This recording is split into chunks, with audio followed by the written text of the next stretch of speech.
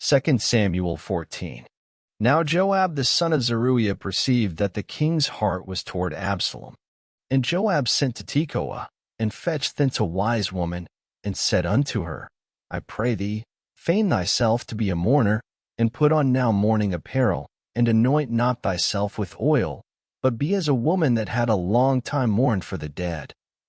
And come to the king, and speak on this manner unto him. So Joab put the words in her mouth. And when the woman of Tekoa spake to the king, she fell on her face to the ground, and did obeisance, and said, Help, O king. And the king said unto her, What aileth thee? And she answered, I am indeed a widow woman, and mine husband is dead. And the handmaid had 2 sons, and they 2 strove together in the field, and there was none to part them, but the one smote the other, and slew him. And, behold, the whole family is risen against thine handmaid. And they said, Deliver him that smote his brother, that we may kill him, for the life of his brother whom he slew. And we will destroy the heir also, and so they shall quench my coal which is left, and shall not leave to my husband neither name nor remainder upon the earth. And the king said unto the woman, Go to thine house, and I will give charge concerning thee. And the woman of Tekoa said unto the king, My lord, O king, the iniquity be on me, and on my father's house, and the king and his throne be guiltless. And the king said, Whoever saith aught unto thee, bring him to me, and he shall not touch thee any more. Then said she, I pray thee, let the king remember the Lord thy God, that thou wouldest not suffer the revengers of blood to destroy any more, lest they destroy my son. And he said, As the Lord liveth, there shall not one hair of thy son fall to the earth. Then the woman said, Let thine handmaid, I pray thee, speak one word unto my lord the king. And he said, Say on. And the woman said, Wherefore then hast thou thought such a thing against the people of God? For the king doth speak this thing as one which is faulty, in that the king doth not fetch home again is banished. For we must needs die, and are as water spilt on the ground, which cannot be gathered up again. Neither doth God respect any person, yet doth he devise means, that his banished be not expelled from him. Now therefore that I am come to speak of this thing unto my lord the king, it is because the people have made me afraid. And the handmaid said, I will now speak unto the king. It may be that the king will perform the request of his handmaid. For the king will hear, to deliver his handmaid out of the hand of the man that would destroy me and my son together out of the inheritance of God. Then thine handmaid said, The word of my lord the king shall now be comfortable.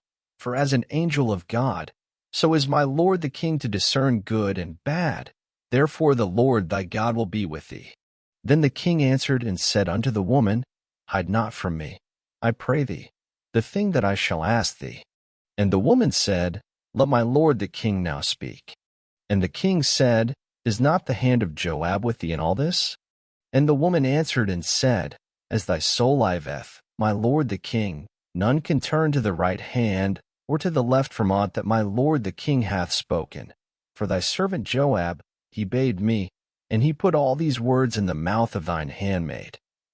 To fetch about this form of speech hath thy servant Joab done this thing. And my lord is wise, according to the wisdom of an angel of God, to know all things that are in the earth.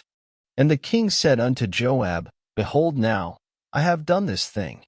Go therefore, bring the young man Absalom again. And Joab fell to the ground on his face, and bowed himself, and thanked the king. And Joab said, Today thy servant knoweth that I have found grace in thy sight, my lord, O king, and that the king hath fulfilled the request of his servant. So Joab arose and went to Geshur, and brought Absalom to Jerusalem. And the king said, Let him turn to his own house, and let him not see my face. So Absalom returned to his own house, and saw not the king's face. But in all Israel there was none to be so much praised as Absalom for his beauty. From the sole of his foot even to the crown of his head there was no blemish in him. And when he polled his head, for it was at every year's end that he polled it, because the hair was heavy on him, therefore he polled it, he weighed the hair of his head at 200 shekels after the king's weight. And unto Absalom there were born 3 sons and 1 daughter, whose name was Tamar. She was a woman of a fair countenance. So Absalom dwelt 2 full years in Jerusalem, and saw not the king's face. Therefore Absalom sent for Joab, to have sent him to the king, but he would not come to him. And when he sent again the second time, he would not come. Therefore he said unto his servants, See, Joab's field is near mine, and he hath barley there. Go and set it on fire. And Absalom's servants set the field on fire. Then Joab arose, and came to Absalom unto his house, and said unto him, Wherefore have thy servants set my field on fire? And Absalom answered Joab, Behold, I sent unto thee, saying, Come hither, that I may send thee to the king, to say, Wherefore am I come from Geshur? It had been good for me to have been there still. Now therefore let me see the king's face, and if there be any iniquity in me, let him kill me. So Joab came to the king, and told him. And when he had called for Absalom, he came to the king, and bowed himself on his face to the ground before the king, and the king kissed Absalom. Thank you for listening. Up next, 2 Samuel 15.